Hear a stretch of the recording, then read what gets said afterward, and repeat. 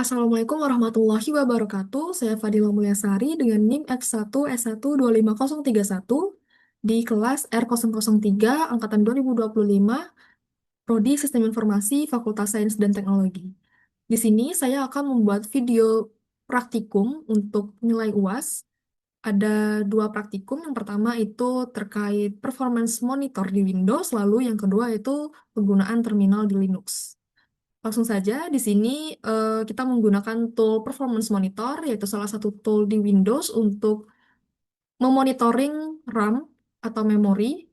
Lalu kita akan menyimpan datanya dalam file CSV. Di sini kita klik data kolektor. Sets, data collector sets ini adalah kumpulan pengaturan monitoring seperti counter, interval, dan format output. Kita klik user defined. Di sini belum ada itemnya. Kita klik kanan di user defined, lalu klik new, lalu klik data collector set. Kita buat namanya RAM, terus NIM saya F1S12501. Create manually atau advanced, lalu klik next. Kita gunakan ini untuk performance counter atau menghitung penggunaan RAM. Next. Kita add, tambahkan.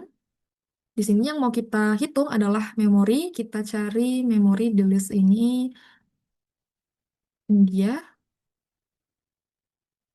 Lalu kita klik available kilobytes. Di sini dia akan menghitung memori dalam satuan kilobytes. Lalu klik add. Nah, di sini sudah ada. Lalu setelah itu kita klik OK. Di sini kita sampel intervalnya yaitu kurang dari 5 detik. Sampel interval ini adalah jarak waktu untuk pengambilan datanya. Semakin intervalnya kecil, semakin detail data yang diambil. Ya, unitnya second, selalu next. Di sini kita atur untuk alokasi filenya. Di sini disimpan di folder perflogs, sudah tersimpan, dan tersimpan di folder admin dengan nama foldernya RAM F1S12501. Next. Setelah selesai, kita save and close. Ya, kita klik finish. Sudah ada itemnya di sini. Kita klik dua kali, klik kiri di item ROM ini, masuk ke file data collector 1. Kita klik dua kali, klik kiri di data collector 1, untuk kita atur log formatnya itu dalam comma separated, lalu data source-nya, oh nggak bisa. Kita lihat filenya, tuh dia disimpan dalam format CSV. Pastikan dia disimpan dalam format CSV. Nanti dia, nama filenya jadi RAM F1S12501 data collector.csv. Kita klik OK. Lalu kita coba jalankan. Kita klik ini. Kita, oke, kita tunggu hingga 1 atau 2 menit. Kita bisa buka browser untuk pencatatan RAM-nya. Baiklah, setelah kurang lebih 1 hingga 2 menit, kita klik stop. Stop. Lalu catatan RAM, monitoring RAM tersimpan di dalam data collector 01. Baik, ini adalah hasil dari monitoring performance-nya tadi. Dia sudah tersimpan di dalam folder logs, admin, dan juga RAM-nya. Lalu di sini ada data CSV-nya dalam bentuk XLS worksheet karena dia CSV. Kita lihat di previewnya ini adalah hasil file CSV dari monitoring performance. Setelah saya buka tutup aplikasi, dia mencatat penggunaan RAM atau memori. Baik, kita lanjut ke praktikum kedua. Di sini saya akan eh, melakukan manajemen file dan permission directory. Saya di sini menggunakan terminal Linux, lebih tepatnya di analis cybersecurity dengan OS Ubuntu. Yang pertama kita ke home directory dulu. Di sini sudah masuk ke home directory. Kalau mau masuk ke home directory, kita klik cd, sudah masuk ke home directory. Di sini saya akan membuat folder di home directory, yaitu folder NIM saya F1S12501. Kita coba masuk ke folder F1E1 25031. CD, lalu nama foldernya F1E1 25031. Nah, kita sudah berada di lokasi folder F1E1 25031. Lalu di sini kita akan buat folder lagi, dua folder, yaitu mkdir backup, lalu mkdir backup. Nah, masih di dalam folder bin tadi, kita akan membuat sebuah file teks. Kita gunakan command ouch dengan nama filenya info.txt. Lalu kita isi file teks tersebut dengan nama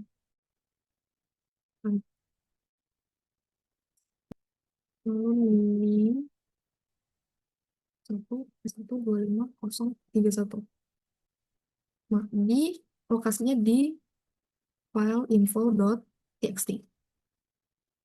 Kita salin file txt tadi ke folder backup, lalu kita ganti namanya. Kita copy, copy info.txt ke folder backup dengan nama file barunya info backup.txt. Kalau tadi kita menyalin file info.txt ke folder backup dengan mengganti namanya menjadi info backup.txt, di sini kita memindahkan file asli dari info.txt ini ke folder data dengan command move atau mv info.txt ke folder data. Kita lihat list foldernya. Tuh, ini yang barusan kita buat. Lalu di sini ada permissionnya. Permissionnya ada untuk user itu read, write, execute. Lalu untuk group itu read, write, execute. Dan others itu hanya read dan execute. Di sini kita akan mengganti permission filenya pada backup untuk read dan execute saja pada user. Kita bisa gunakan komen ini chmod 500 pada folder backup.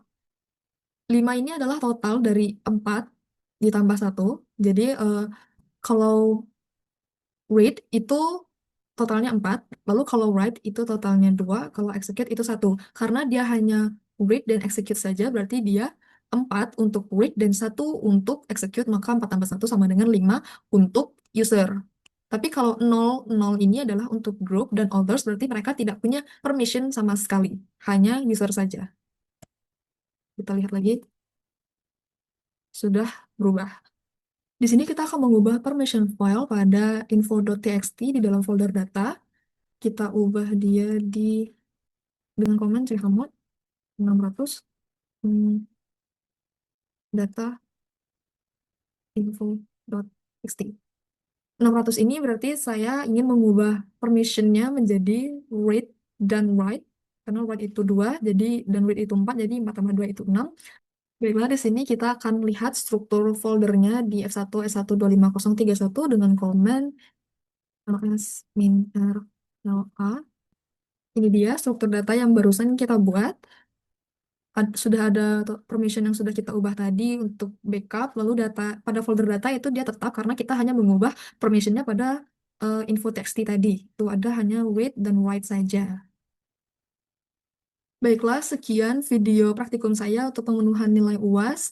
Di sini saya sudah menjalankan 2 praktikum. Yang pertama itu praktikum untuk performance monitor, lalu yang kedua saya menggunakan terminal di Linux untuk manajemen file dan permissionnya. Saya menggunakan command mkdir untuk membuat folder. Saya menuliskan isi filenya, lalu saya mengcopy filenya, memindahkan filenya, lalu saya menggunakan command lsmin rla untuk menampilkan struktur folder pada folder F1E1 25031.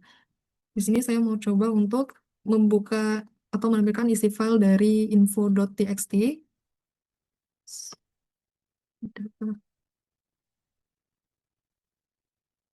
Maka yang ditampilkan adalah isi file yang sudah saya tulis tadi menggunakan komen echo. Baiklah, mohon maaf bila ada salah kata. Saya akhiri. Wassalamualaikum warahmatullahi wabarakatuh.